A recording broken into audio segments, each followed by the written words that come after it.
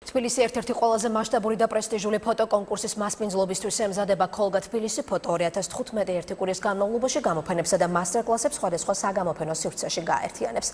ფესტივალის პროგრამაში კლასიკური ფოტოხელოვანების ნამუშევრები და თანამედროვე ფოტოგრაფების ინდივიდუალური და ჯგუფური ექსპოზიციები იქნება წარმოდგენილი.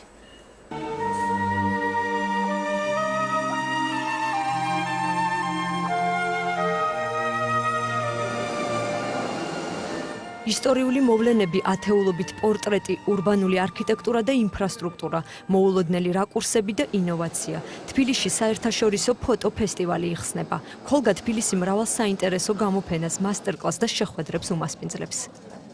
ჩვენ ფესტივალის ფარგლებში ტარდება როგორც ვორქშოპები, ასევე სემინარები, ამას ატარებენ უცხოელი სპეციალისტები, უცხოელი ფოტოგრაფები და საკმაოდ კაი გამოცდილებაა ქართული ფოტოგრაფებისათვის იმისათვის, რომ მოხდეს ინტეგრაცია.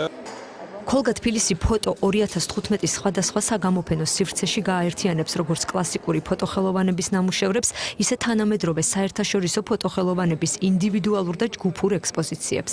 გახსნის ცერემონიალზე საუკეთესო ფოტონამუშევრები გამოიფინება და კონკურსში გამარჯვებულებს დააჯილდოვებენ. კვირეულის ფარგლებში გვექნება არაერთი საინტერესო გამოფენა, წარმოდგენილი იქნება როგორც ქართველი, ასევე უცხოელი ფოტოხელოვანების ნამუშევრები. მე იმედი მაქვს, რომ ასეთი კოლაბორაცია ხელს შეუწყობს საერთაშორისო ფოტოგრაფიის დაკავშირებას საქართველოსთან და ქართულ ფოტოგრაფიასთან.